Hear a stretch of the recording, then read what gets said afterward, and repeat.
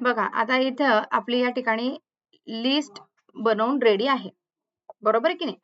मग आता ही जी लिस्ट आपण बनवली, समजा याच्यामध्ये तुम्हाला काही नंतर चेंजेस करायचे असतील, तुमच्या काही नंतर लक्षात आलं आणि तुम्हाला चेंजेस करायचे आहेत, तर एडिटिंग करण्यासाठी इथे बघा एडिट रेसिपियंट लिस्ट याच्यावर क्लिक करून तुम्ही त्या लिस्टमध्ये एडिटिंग करू शकतात. ओके. सिलेक्ट डिफरंट लिस्ट म्हणजे तुम्ही एखादी दुसरी लिस्ट या ठिकाणी सिलेक्ट करू शकतात, तुम्हाला ती नको असेल तर. ओके. त्यानंतर आता आपली इथं या ठिकाणी 3 नंबरची स्टेप जी आहे ती संपूर्ण कंप्लीट झालेली आहे. आता पुढच्या स्टेपसाठी इथे नेक्स्ट म्हणायचं. ओके. नेक्स्ट स्टेपवर क्लिक केल्यानंतर या ठिकाणी 4 नंबरची स्टेप ओपन झालेली आहे.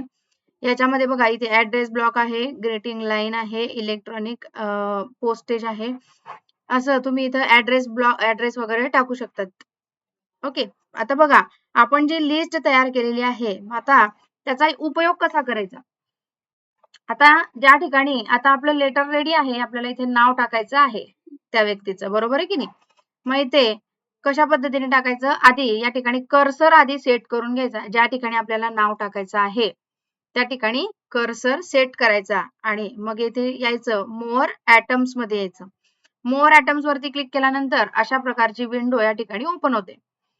मग याच्यामध्ये इथे बघा फर्स्ट नेम हवंय की नाही म्हणून फर्स्ट नेम सिलेक्ट केलेला आहे आणि त्याला म्हणायचं इन्सर्ट आणि क्लोज.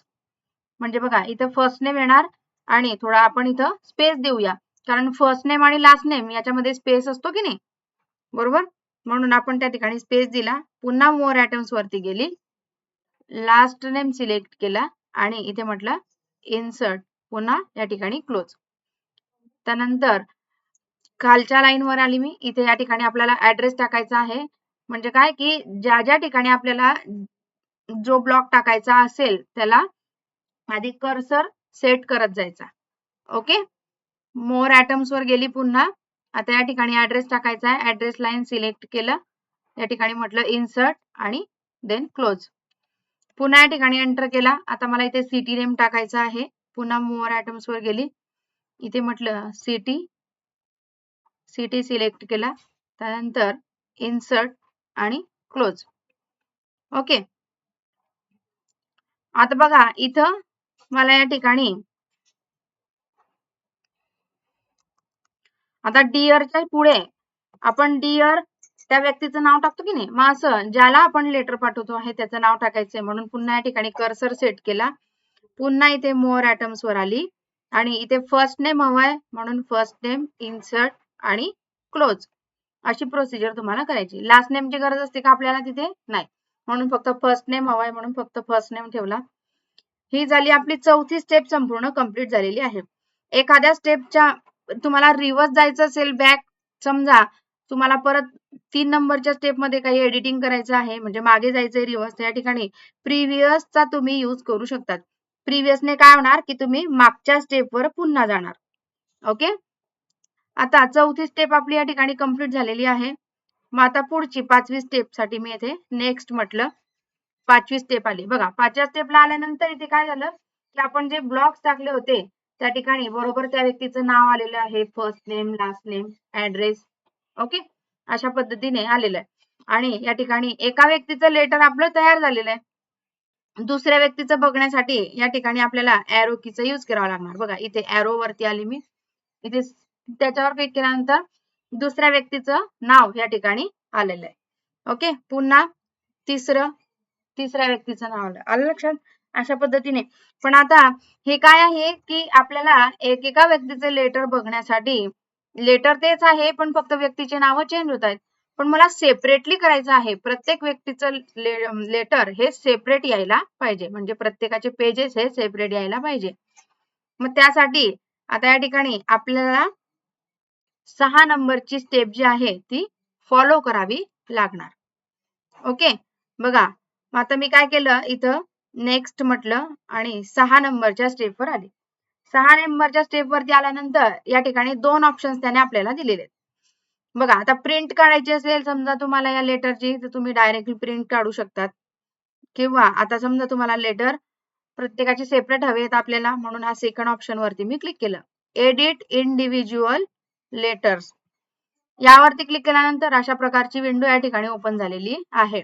आता याच्यामध्ये 3 ऑप्शन्स आहेत. आता हे तुम्ही जे रेकॉर्ड बनवलेलं आहे, आता हे मर्ज कशामध्ये करायचं म्हणजे तुम्हाला हे कशात बनवायचं आहे. ऑल म्हणजे तुम्ही जेवढी लिस्ट बनवलेली आहे कॉन्टॅक्ट लिस्ट, बरोबर, तर ते तेवढ्या सर्वांना पाठवायचं आहे का लेटर, तेवढ्या सर्वांना पाठवायचं असेल तर इथे म्हणायचं ऑल. करंट रेकॉर्ड म्हणजे फक्त आपण जे आता ओपन केलेलं आहे ज्या व्यक्तीचं लेटर स्क्रीनवरती, तर फक्त त्या व्यक्तीला सेंड करायचं असेल तर करंट रेकॉर्ड म्हणायचं. आणि फ्रॉम म्हणजे काय की समजा आता माझ्याकडे 20 लोकांची मी लिस्ट तयार केलेली आहे. आता 20 मधून मला फक्त 15 जणांना हे लेटर पाठवायचंय, ठराविक जणांना, आहे की नाही.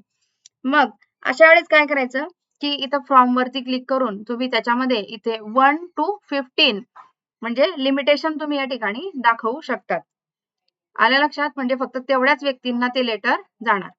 ओके, त्यानंतर मी इथे म्हटलं आता मला सर्वांना पाठवायचंय म्हणून मी काय केलं इथं ऑल म्हटलं आणि ओके केलं.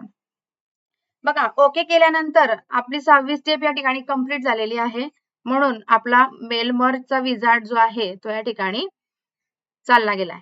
ओके, आपल्या सगळ्या स्टेप कंप्लीट झाल्यामुळे आता बघा मला हे सेपरेट लेटर या ठिकाणी बघायला मिळणार. आता प्रत्येकाचे सेपरेट लेटर या ठिकाणी आपण बघतोय. बघा हे पहिला लेटर सुरू आहे. जसं जसं मी स्क्रोल करणार बघा या ठिकाणी प्रत्येकाचे लेटर्स आपल्याला या सेपरेट बघायला मिळणार. बघा सेपरेट तयार झाले की नाही. आता हे दुसरं नाव,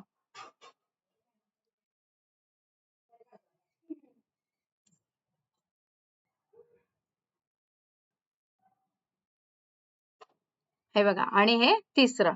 आलं लक्षात. अशा पद्धतीने तुम्ही या ठिकाणी असे हे लेटर्स तयार करून ठेवू शकतात. आणि ज्या वेळेला तुम्हाला त्यांना पाठवायचं आहे त्यावेळेला ईमेलद्वारे तुम्ही त्यांना ही लेटर्सची अटॅचमेंट सेंड करू शकतात.